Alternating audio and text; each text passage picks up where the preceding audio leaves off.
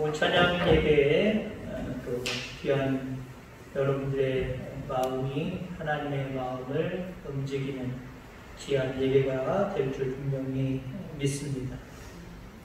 오늘 믿음에 대한 이야기를 하면서 믿음은 기도이다 라고 하는 제목으로 말씀을 나누고자 합니다.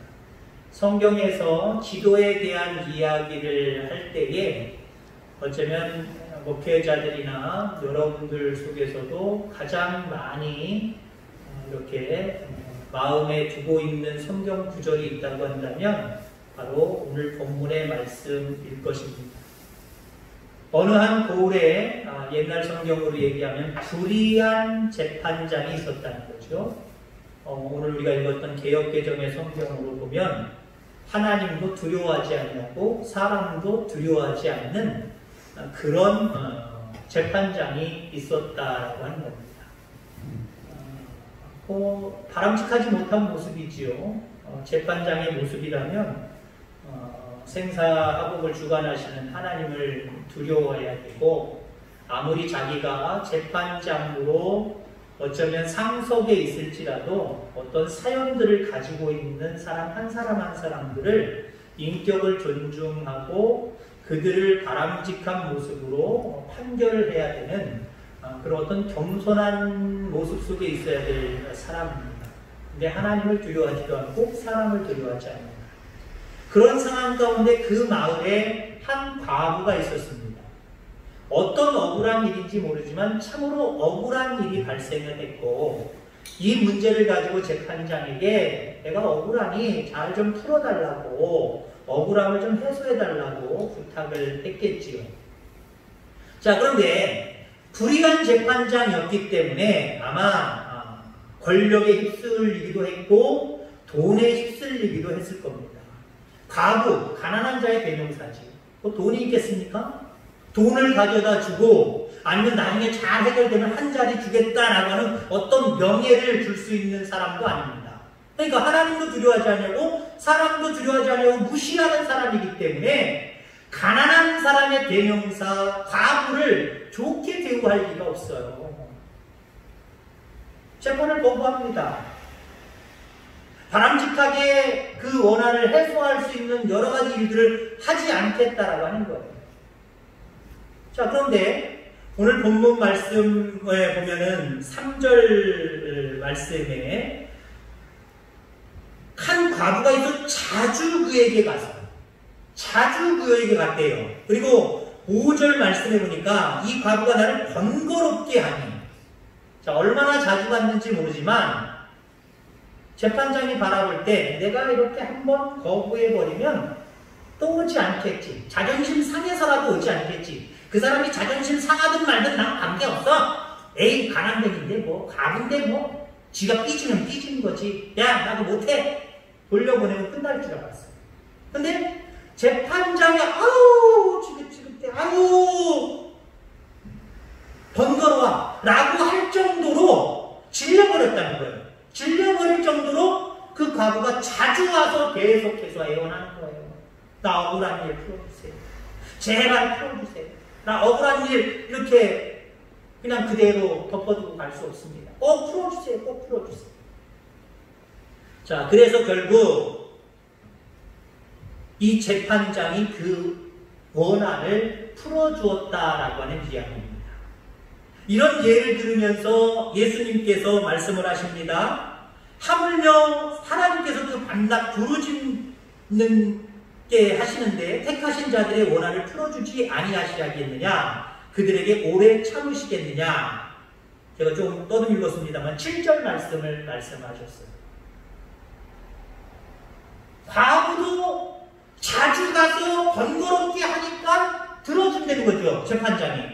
그러면 하나님께서 너희들이 자주 가서 하나님 귀찮을 정도로 한번 구해봐라, 기도해봐라 라고 하는 이야기를 하시는 거예요. 자, 근데 저는 8절의 말씀을 오늘 주목하려고 합니다. 그러나 인자가 올 때에 세상에서 믿음을 보겠느냐. 요즘 이 말씀 자주 들었던 말씀들이죠. 어떤 목사님이 교회가 날마다 싸우고 분쟁하는 교회에 담임 목회자로 청빙을 받아서 갔습니다. 한 달 내내 서로 사랑하라 라고 하는 말씀을 준 것 같습니다. 본문도 안 틀리고 설교 제목도 안 틀리고 설교 내용도 거의 안 틀리고 똑같이 갔습니다. 장로님들이 모였습니다. 그리고 목사님을 찾아가서 목사님, 도대체 목사님이 말씀을 연구하는 겁니까? 아닌 거예요? 어떻게 우리 교회 오자마자 한 달 내내 똑같은 본문에 똑같은 설교 제목에 똑같은 말씀을 전하십니까?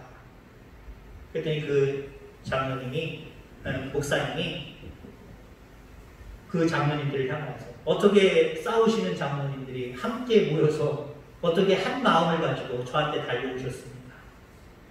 이렇게 사랑하시면 다음 주부터 제가 이 설교 안 하겠습니다. 그동안 사랑하라고 했는데도 사랑하는 모습이 보이지 않으니까 똑같은 제목의 말씀, 똑같은 설교를 했던 거예요. 지금 저희가 며칠 전부터 믿음에 대한 이야기를 하면서 오늘 제가 8절 읽었던 말씀, 이 말씀을 자주 읽기도 했고 이런 내용, 똑같은 비슷한 내용의 말씀을 제가 자주 말씀을 드렸습니다. 그러나 인자가 올 때에 세상에서 믿음을 보겠느냐. 자, 예수님께서 지금까지 앞부분의 내용을 보면 기도에 관한 이야기를 하셨단 말이에요. 7절 결론적인 말씀도 한마디로 너희들도 하나님 귀찮을 정도로 부르짖으라, 기도해라, 이 말씀을 하신 거예요. 자, 그런데 끝부분에 가서 믿음을 보겠느냐라고 하는 이상한 말씀을 하시는 거죠. 물론 우리는 이상하게 여기실 분은 한 분도 없겠지만은 아무튼 문맥적으로 여러 가지로 바라보면 갑자기 기도하라, 기도하면 하나님 응답하신다 라고 얘기하다가 마지막에 믿음을 보겠느냐라고 하는 말씀을 하셨다는 거죠. 여러분, 우리가 여기서 알아야 될 것은요, 기도와 믿음은 깊은 관계가 있다는 거예요. 믿음 따로 기도 따로가 아니라는 거예요. 믿음이 있는 사람은 기도의 사람이라는 거예요. 같이 가는 거예요. 믿음의 사람인데 기도하지 않는다? 믿음의 사람인데 기도의 위력, 기도의 능력을 부인한다? 그래서 기도하는 일들이 그렇게 흔치 않다? 믿음 있는 사람이라고 이야기할 수 없다라고 하는 겁니다. 그럼 믿음은요, 어쩌면 기도를 통해서 하나님께 보여드려야 되는 거예요. 또 오늘 오전의 말씀을 빗대서 이야기하면 믿음은 예배를 통해서 하나님께 보여드려야 되는 거예요. 내가 이만큼 하나님을 의지합니다. 내가 이만큼 하나님을 경외합니다. 이걸 뭘로 보여주시겠어요? 그냥 막연히 하나님 아시지요? 라고 그냥 퉁치고 말하시겠습니까? 기도로 보여야지.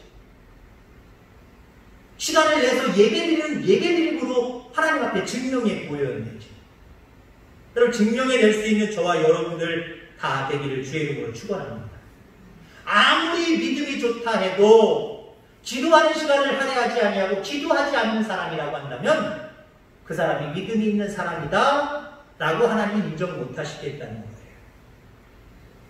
여러분, 믿음의 겉모습만 반지름하고 그 내용물이 없다고 한다면, 기도가 없다고 한다면 아무 소용이 없는 거예요. 자, 물론 믿음이 겉껍데기는 아니지만 믿음을 겉껍데기로 비유한다고 한다면 그 속은 기도로 채워야 되는 거예요. 그 속은 예배로 채워야 되는 거예요. 자, 오늘 욕심이 납니다. 기도에 대한 이야기를 하면서 예배까지 포함시키는 거예요.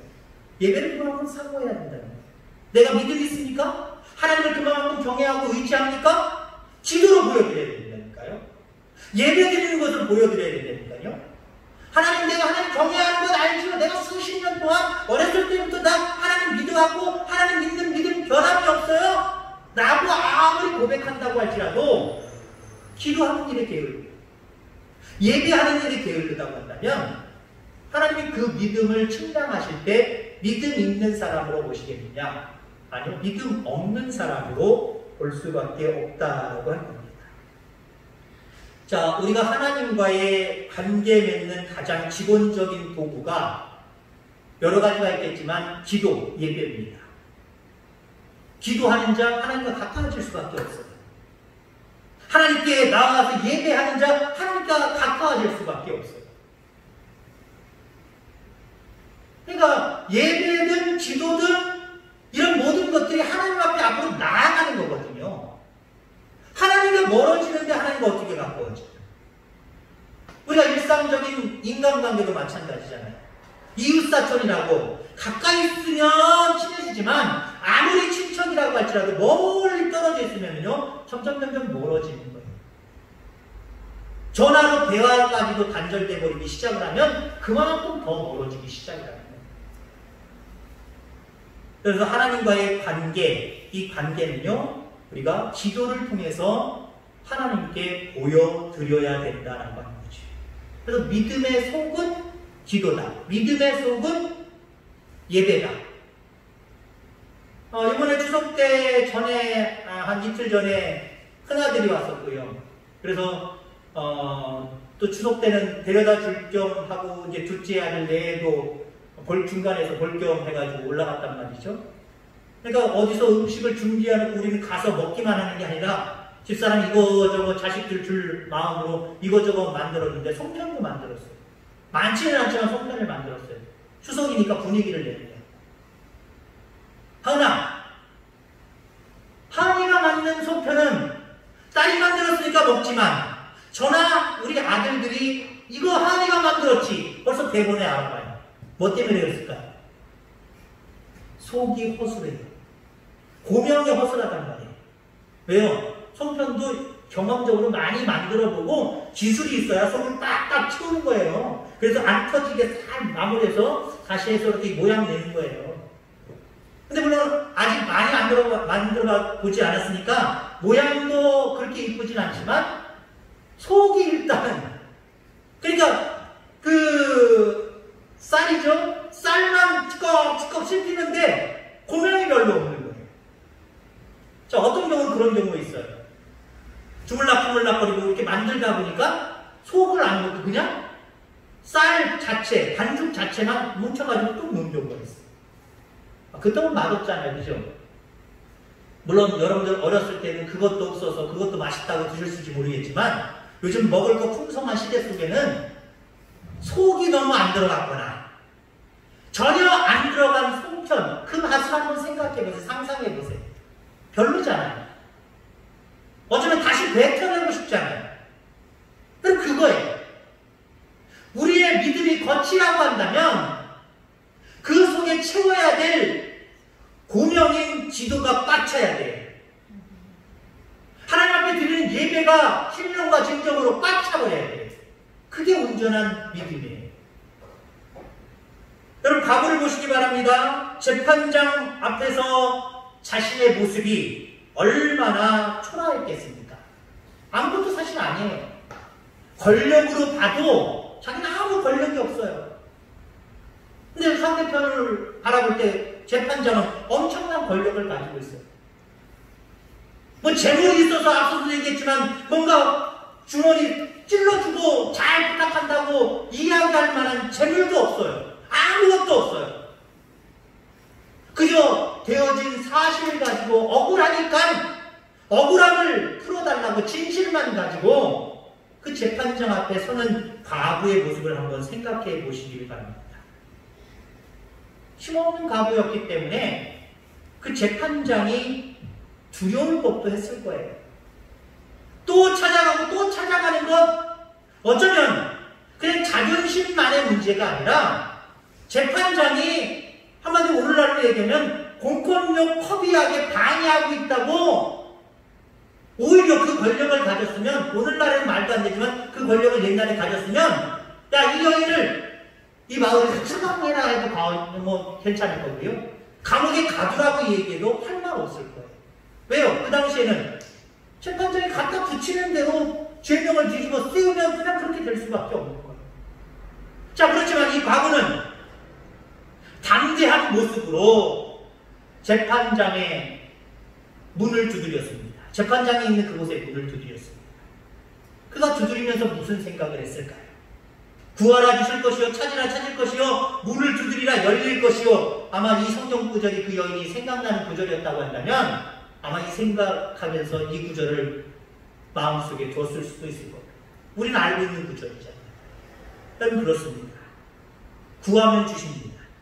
찾으면 찾게 됩니다. 문을 두드리면 곧 모든 문제의 문이 열리기 시작할 것입니다. 중요한 것은 담대함이 있어야 돼요. 구할 수 있는 담대함, 찾을 수 있는 담대함, 문을 두드릴 수 있는 이 담대함이 우리 속에 있어야 돼요. 이것이 없으면 없으면 나는 믿음이 있다라고 이야기하는 건 다 헛된 거예요. 자기 스스로 오인하고 있는 거예요. 잘못 생각하고 있는 거예요. 그래서 담대하게 하나님 앞에 나아가서 기도할 수 있는 저와 여러분들 되기를 주의 이름으로 축원합니다. 좀 엉뚱한 예와 같지만 실질적으로 서울지방에 있어졌던, 수십 년 전에 있어졌던 이야기입니다. 그 서울의 상계동이라고 하는, 저희 누님이 도봉구 쪽에 살거든요. 그 근처에 상계동이라고 하는 한 감리교에서 실질적으로 있어졌던 일입니다. 교회를 건축하고 싶었어요. 그래서 교회 건축하기를 결정을 했습니다. 결정을 했는데 문제는 돈이잖아요. 재정적으로 할만해서 하는 것이 아니라 수십 년 전이니까, 지금도 물론 그런 목사님들 계실 수도 있고 그런 교회에 있을 수도 있습니다만은 재정이 없는 데를 주여 믿습니다. 제가 알고 있는 저쪽 정읍이나 이런 데 교회는요, 옛날 한 20년 전, 30년 전에 한 40억 공사를 했었어요. 돈이 있었느냐? 돈 한 푼도 없었어요. 흔히 얘기하는 주여 믿습니다로 건축을 시작했어요. 건축 잘 됐습니다. 어떻게 됐게요? 예배 한번 드려보지 못하고 넘어가 버렸어요. 옛날에 그랬던 것 같아요. 그게 또 담대함이었고, 그렇게 해서 또 성공한 목사님들이 요즘 날에까지 계속 목회를 잘하시고 계시는 분들도 상당히 있고, 또 일단 없었어요. 자, 그러니까 교회에서 이제 특별 새벽 예배를 하자고, 무기함으로 특별 새벽 예배를 하자고 선포를 했습니다. 장로님들, 권사님들, 집사님들 다 새벽 예배에 나오라고 광고를 했습니다. 그리고 주일학교 어린이들에게도 너희들도 새벽 예배에 나와서 함께 기도하자라고 그들에게도 강요를 했어요. 그래서 몇 명의, 전부는 아니지만 몇 명의 어린아이들이 새벽에 나와서 기도했어요. 새벽에 나와서 기도했어요. 어떻게까지 됐느냐면은 새벽에 나와서 기도했던 그 아이들이 여러 명 그래도 나름대로 있었는데 학교에 늦었어요. 학교 가서 꾸벅꾸벅 졸아요. 부모님들이 반대가 일어나고 부모님들이 교회를 찾아오기 시작했고, 선생님들이 가만히 알고 보니까 너 왜 이렇게 조니? 나 새벽에 가서 기도하고 그러냐고, 잠을 애가 무슨 새벽 예배야? 너 어느 교회야? 정식으로 학교장이 그 교회에 공문을 보내서 항의까지도 했어요. 그럼에도 불구하고 목사님은 그래도 여전히 기가 죽지 아니하고 기도해야 됩니다. 기도만이 교회가 살 길이고 기도해야 하나님이 이 건축을 허락하십니다. 라고 하면서 계속 기도를 외쳤어요. 특별선교를 외쳤어요. 몇 사람들이 조금 빠져나가긴 했지만 어떤 한 고학년의 초등학생이 그래도 자기는 기도하리라 하고 기도하다가, 여러분 기도하다가 좋으신 적 있어요, 없어요? 말씀 듣다가도 꿈쩍 졸을 때, 기도하다가도 저도 이 감난하셨던 때 졸을 때가 있어요. 나도 모르게 잠이 들어버려요. 응원하다가 뭐라고 말하는지 모르고 나도 모르게 잠이 들어버려요. 이 아이가 잠이 들어버렸어요. 그리고 깨어보니까 시간을 보니까 학교 가는 시간이 늦어버렸어요. 빨리 집에 가서 책가방 챙겨갖고 가야 되는데, 그냥 불이 나게 교회 밖을 나가는데 교회 바로 앞에서 어떤 할머니가 쓰러지는 광경을 봤어요. 학교는 늦었지만 등치가 어느 정도 있었고 그 할머니는 그래도 나름대로 잘해냈나 보지. 그 할머니를 나름대로 업고 그 바로 옆쪽에 있는 병원으로 옮겼습니다. 그리고 자기는 학교가 늦었기 때문에 빨리 집에 가서 지각은 했지만 학교로 갔어요. 그로부터 며칠 후에 어떤 한 신사가 있었는데 그 할머니의 아들이었습니다. 자기 어머니가 어떻게 된 건가 했더니 어떤 아이가 교회에서 나왔는데 그 아이가 당신의 어머니를 안고 병원까지 갔다는 거예요. 병원에도 물어보니까 어떤 초등학생이 이 할머니를 업고 왔다는 거예요. 근처의 초등학교에 가서 알아봤습니다. 우리 어머님이 여차여차해서 이랬었는데 분명히 이 학교에 다니는 학생일 겁니다. 이 학생을 좀 찾아주십시오. 그 교장 선생님이 방송을 통해서 학생들에게 이러한 일이 있었다. 이렇게 한 학생 누구냐? 그랬더니 어떤 아이가 손을 들드리는 거예요. 그래서 교장한테 교장실에 불려 들어갔습니다. 그리고 그 아들도 왔어요. 야, 너 어떻게 우리 어머니를 구할 수 있었니? 너무 고맙다. 저 사실은요, 우리 교회가 바로 그 앞에 있는데요. 기도하다가 새벽 예배 하다가 늦게 나오다가 할머니를 발견했어요. 아니 초등학생인데 네가 뭐가 아쉬워서 기도하니? 우리 교회 건축하는데요. 목사님이 기도하자 그랬어요. 기도하면 들어주신다 그래서요. 저도 우리 교회 새롭게 건축하는 거 원해서 함께 기도했어요. 어찌됐든 고맙다. 또 생명의 은이 있다. 우리 어머니 돌아가실 뻔했는데 알고 보니까 이 어머님이 아침에 산책을 하기 시작을 하다가 심근경색이 와서 쓰러진 거였어요. 너 아니었으면 우리 엄마 죽었다. 내가 너 소원 들어줄 테니까 아무거나 좀 얘기해봐라. 그렇게 이야기를 합니다. 근데 이 학생은 막연하게 그 사람이 정말 들어줄 거라고 생각도 안 했고 돈 달라면 돈을 줄 수 있을 것 같이 생각을 했지만 이 아이가 뜨끔한다는 소리가 우리 교회 건축하고 싶어요. 이 얘기가 나온 거예요. 그 소원 들어줬을까 안 들어줄까 그 신사가. 네, 들어줬으니까 이런 예화가 나왔겠죠. 그 사람은 다름 아닌 한 큰 기업의 사장이었답니다. 어머니의 생명을 건져낸 그 아이라면 그 아이가 소원하는 거라고 한다면 내가 들어줘야지. 그리고 담임 목사를 찾아가서 이 아이 때문에 이렇게 돼서 얼마나 필요합니까? 그래서 그 돈을 전적으로 헌금했대요. 요즘 날 이런 얘기하면 말도 안 되는 소리 하고 옛날 얘기지 지어낸 얘기지. 그러나 기도의 위력, 능력을 믿는 분이라고 한다면 귀담아 들을 수 있기를 바랍니다. 기도는 이렇게 대단한 거예요. 자, 여러분들 불났을 때, 사고 났을 때 전화번호 어디다 신고해야 됩니까? 119. 범죄자가 나타났습니다. 도둑이 나타났습니다. 어디다 전화해야 될까요? 112. 네? 112 아니에요? 112? 맞아요. 112. 간첩선을 발견했으니까 저쪽 동해 쪽에서 나들이 갔다 보니까 뭐 이상한 잠상 같은 게 있어요. 이거 어디다 신고해야 될까요? 112. 그죠? 간첩선 간첩은 112입니다. 그러면 여러분들 하나님 나라에 긴급으로 전화할 때 몇 번 누르는지 아십니까? 넌센스입니다. 내가 지금 뭔가 급한 일이 있고 뭔가 소원하는 일이 있고 뭔가 어려운 일이 있고 위기가 있어요. 이 문제를 빨리 해결해달라고 하나님 나라에다 전화를 걸어야 되는데 몇 번일까요? 662 391. 아유, 그렇게 길면은요, 사람들이 다 까먹어요. 세 자리가 중요합니다. 세 자리, 성부, 성자, 성녀. 세 자리가 중요합니다. 333에. 333. 왜 그런지 아십니까? 넌센스니까. 당연하다라고 얘기하지 마시고요. 넌센스니까. 그러면서도 교훈이 되는 말씀이에요. 예레미야 33장 3절 말씀이에요. 너는 내게 부르짖으라. 내가 내게 응답하겠고 내가 알지 못하는 크고 비밀한 일을 내게 보이리라. 아멘.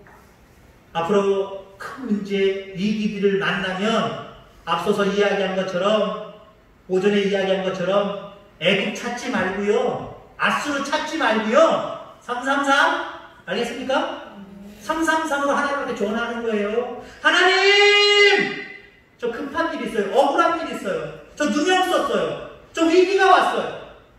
많은 어려움들이 있어요. 하나님 도와주세요. 기도로 여러분들의 삶의 모든 문제를 해결할 수 있는 저와 여러분들 다 되기를 주의 이름으로 축원합니다. 기도하겠습니다.